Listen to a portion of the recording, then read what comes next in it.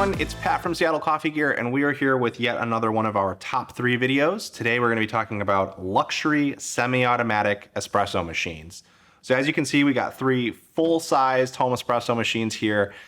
These machines are going to be at the very high end of the price range for home espresso, and then also, of course, at the very high end of the performance range. Each one of them kind of gives you something a little bit different that you might be looking for, so we wanted to feature all 3 of these and go through them and talk a little bit about each one. If you have more detailed questions about these, I want to see them make some drinks, make sure you check out the crew reviews for each of these espresso machines and some of the other content we have around them, because today we're just going to do more of an overview. Worth noting that all of these machines have dual boilers for their hot water, so that means capacity-wise, these are similar to commercial machines when put in your home, in that you're probably never going to outrun them, is the term we use. These are going to keep brewing drinks back to back and steaming espresso. Unless you're trying to use them in a commercial setting, you might start to run up against some limits if you're making 10, 15, 20 drinks in an hour. But if you are just using them for home use, you don't have to worry about capacity or general performance at all. These machines are going to deliver incredible shots and do it all day long without any kind of struggle. So worth mentioning that right off the top. As far as the machine specifics, we have the La Marzocco Linnea Mini here. The Linnea Mini is, of course, a mini, although I don't know how mini this machine is to me, but a smaller version of one of their commercial machines. The Linnea is, of course, a legendary espresso machine. You've probably seen it in coffee shops before. Very, very popular. And this machine is just like a very solid workhorse. It's relatively simple to use compared to the other machines we're going to talk about, but it's also pretty much impossible to wear it down or to push it too far when it comes to its brewing. You're going to get PID controlled temperatures. That's controlled by a dial on the side of the machine here. That's really easy to operate. You just set it to the number that you want, and that's what it's going to set the brew temps at. Again, it's got that dual boiler for delivering steam with one boiler and your hot water and shots as well. It's got a really easy to use and really appealing paddle system for turning on the pump. So that's really nice. And you have your dials for your other controls. Relatively limited programmability on this one, but it's definitely designed for people who want a little bit more manual control over their shots, and there's really no way to go wrong with a machine like this as long as you're in for some of the more hobbyist elements of brewing espresso at home, which is true of these other machines as well. The drip tray comes off. It's got a really nice magnetic drip tray that kind of clicks out like that, and then you've got your water tank in there, and that's how you weight it up.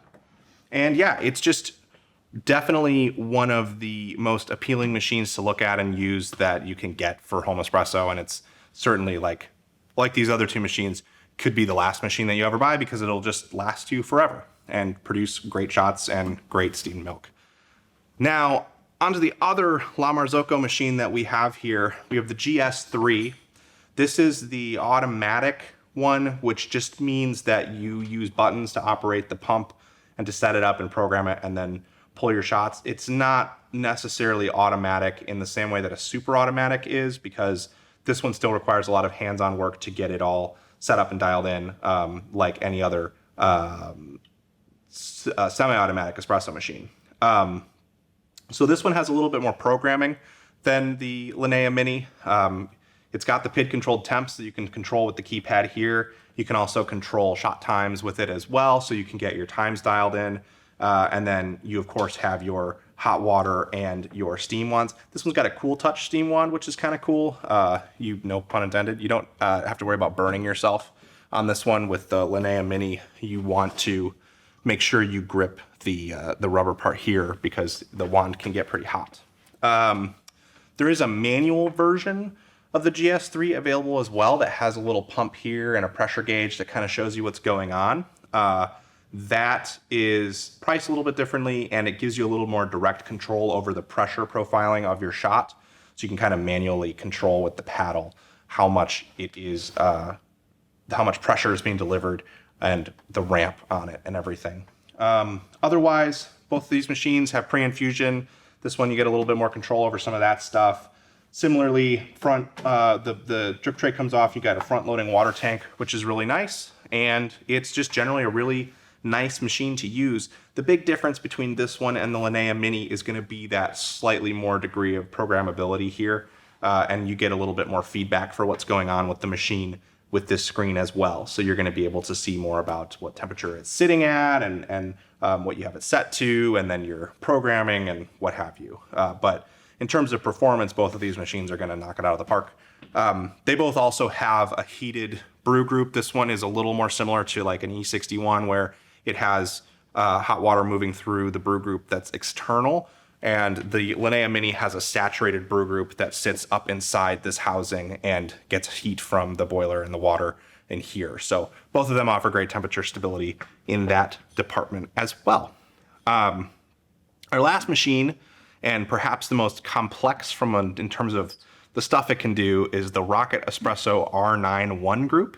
So this one is interesting because where the GS3 and the Linnea Mini pretty closely resemble some commercial options that La Marzocco offers, the Rocket Espresso R91 group has some inspiration from their R9 range of commercial machines, but this is definitely a very unique machine for them, both in terms of appearance and design and just like what it can do from a capability standpoint. So similarly to these two machines, this one's going to have heated brew group, it's going to have the double boiler like we talked about before, and it's going to just do everything really well in terms of its general performance.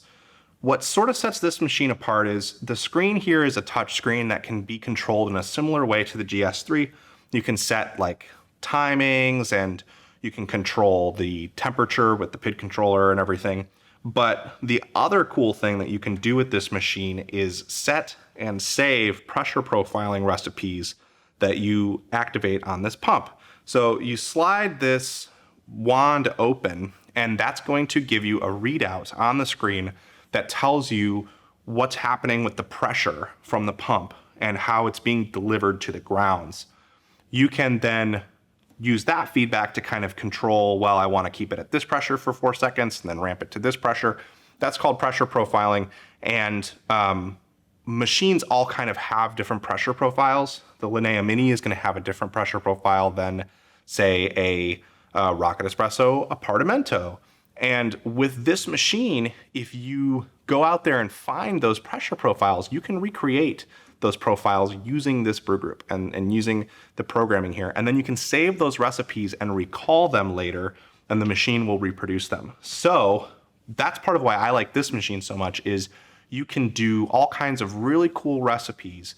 And if you're a really, really interested enthusiast when it comes to espresso, this machine is going to let you explore tons of different parameters for how you want to brew your espresso. You're going to be able to control that temperature. You're going to be able to control the pre-infusion time, which is something you can do on the GS3 as well. And you're going to be able to control the pressure profile, which you can do here, but it takes a little bit more of a little more finesse with the manual version of this machine doing it on the fly. Whereas with the R91 group, you can program it and control it and then recall those pressure profiles and really, really get into figuring out how different parts of the espresso brewing process affect taste. Obviously, that's a lot of complexity, and if you're just looking for really high quality shots, any of these three machines are going to deliver that, and frankly, a lot of the machines that we talk about here all the time, including obviously all of the machines from our previous top 3 semi-automatic video, are going to be able to do that as well. But if you're looking for the last machine that you're ever going to buy, very high price point, and you want some of the unique programming and control features that these machines offer, these are all really cool options, and I know I would certainly be very happy to have any of them on my countertop. So thank you so much for watching. If you have more questions about any of these machines, feel free to drop them below. Make sure if you enjoyed this video that you hit that thumbs up button and that you get subscribed to see all of our best of content and our holiday content as we start rolling that out as well. Thanks. Yes.